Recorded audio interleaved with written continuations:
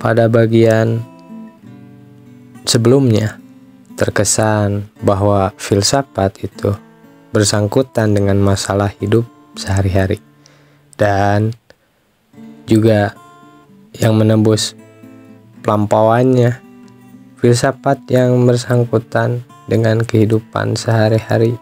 Maksudnya adalah suatu pandangan hidup yang menjadi pedoman dalam pengaturan sikap, cara, dan tingkah laku hidup sehari-hari dalam rangka mencapai tujuan hidup ya. Filsafat seperti ini adanya melekat secara kodrat pada diri setiap orang, siapa saja, di mana saja, dan kapan saja. So, adanya tujuan hidup menentukan adanya pandangan hidup, atau yang sering disebut sebagai filsafat hidup. Telah didiskusikan sebelumnya bahwa keberadaan manusia di dunia ini adalah untuk bertanggungjawabkan kehidupannya agar sampai kepada tujuan hidup berupa kebahagiaan abadi. Tujuan ini hanya bisa dicapai jika orang paham akan asal mulanya. Untuk memahaminya, orang itu haruslah memahami terlebih dahulu alam atau dunia yang tergelar di depan matanya. Syarat untuk itu adalah dengan memahami dirinya sendiri sebagai manusia. Jika kondisi-kondisi ini telah dipenuhi, maka orang lalu bisa mengatur langkah-langkah hidupnya, mulai dari sikap hidup, cara hidup, program atau rencana, sampai ke tingkah laku hidup sehari-hari secara konsisten ya. Demikianlah jika Tuhan dipahami sebagai asal mula segala sesuatu, maka tujuan hidup yang berupa kebahagiaan abadi tadi tentu dipahami berada dalam Tuhan. Dengan demikian, pandangan hidup, sikap hidup, cara hidup, dan seluruh program rencana dan tingkah laku hidup sehari-hari tentu bersifat keahlian. Jadi, filsafat hidup atau pandangan hidup yang terkandung di dalamnya suatu tujuan hidup itu adanya ditentukan oleh pandangan tentang asal mula manusia dan alam semesta ini. Jika asal mula itu dipandang sebagai suatu yang spiritual, maka tujuan hidup tentu juga akan bersifat spiritual. Dan oleh sebab itu, sikap, cara, dan seluruh tingkah laku hidup sehari-hari tentu bersifat spiritual pula. Demikian pula jika asal mula pandangan sebagai sesuatu yang material, maka mulai dari tujuan hidup sampai ke tingkah hidup sehari-hari tentulah bersifat material juga. Dalam praktek hidup, memang tidak ada orang yang hidup tanpa tujuan hidup, hingga tidak ada orang yang tidak mempunyai filsafat hidup atau way of life. Hanya saja jenis dan kualitas filsafat hidup itu berbeda-beda. Hal ini sangat tergantung ya, dan kehidupannya sendiri pada umumnya. Filsafat hidup berasal atau terbentuk dari kehidupan keagamaan dan adat istiadat serta kebudayaannya. Sementara itu, adanya filsafat hidupnya dibangun oleh cipta, rasa, dan karsanya sendiri bagai mayoritas tertentu ya.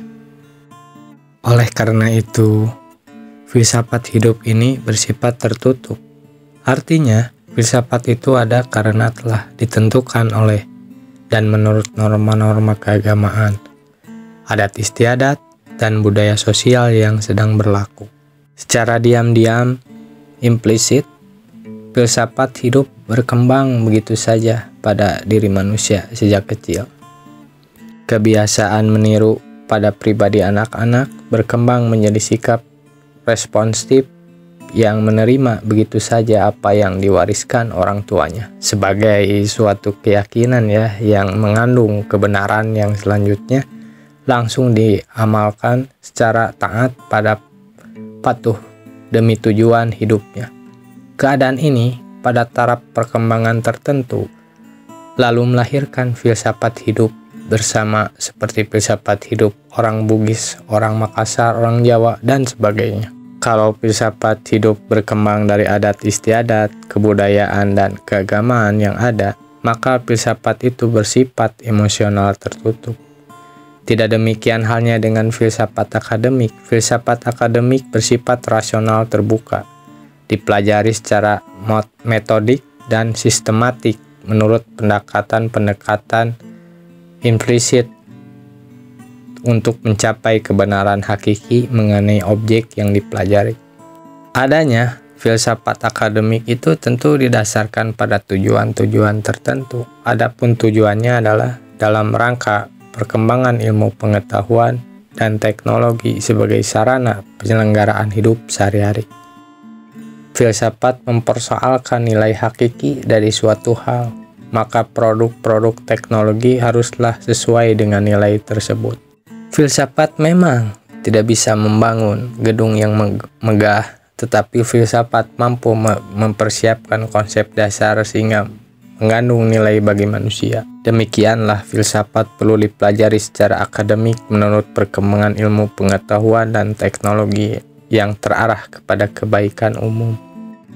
Jika nilai filsafat menjiwai perkembangan ilmu pengetahuan dan teknologi, maka pasti akan lebih bermanfaat bagi perkembangan kehidupan manusia itu sendiri dalam rangka mempermudah jalan menuju tujuan hidupnya. Sebenarnya antara filsafat hidup dan filsafat akademik itu ada keterkaitannya. Hubungan antara keduanya ini bagaikan sebab dan akibat. Di antara keduanya terkandung hubungan yang kolaristik. Adanya filsafat hidup menyebabkan adanya filsafat akademik. Hal ini dapat dipahami secara jelas pada masalah apa yang dipelajari oleh filsafat secara akademik dengan membandingkan apa yang terkandung di dalam filsafat hidup. Apa yang hakiki di dalam filsafat hidup adalah tujuan hidup manusia, yaitu kebahagiaan abadi. Kiranya tujuan ini juga tidak berbeda dengan tujuan filsafat yang dipelajari secara akademik. Keduanya hanya berbeda dalam hal sikap, cara, dan tingkah laku hidup. Filsafat hidup melahirkan sikap, cara, dan tingkah laku hidup yang terbuka dan rasional. Keterbukaan dan kerasional sikap, cara, dan tingkah laku hidup ini mengandung potensi-potensi fleksibilitas, kritis, dan dinamika yang radikal secara objektif. Dengan filsafat akademik, orang tidak bersikap pasrah kepada nasib yang konon ditentukan oleh hukum alam, tetapi cenderung menemukan sebab muasabab mengapa sesuatu itu pasti terjadi.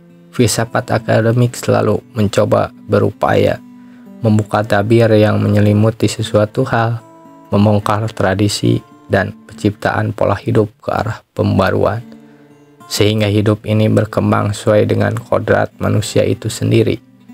Oleh karena itu, filsafat hidup dan apa yang terkandung di dalam merupakan bahan mentah yang selanjutnya diolah oleh filsafat akademik secara rasional dan terbuka, sehingga terbentuk sikap, cara, dan tingkah laku hidup yang tepat dan dapat dikerjakan demi tujuan hidup dan kebahagiaan sejati. Maka dari itu, para cendekiawan perlu pendirian objektif dan konsisten terhadap kebenaran yang terkandung di dalam filsafat akademik. Mereka tidak mudah larut dalam arus dan sedapat mungkin berusaha mengubah pola pikir yang terkandung di dalam filsafat hidup yang masih bersifat emosional tertutup.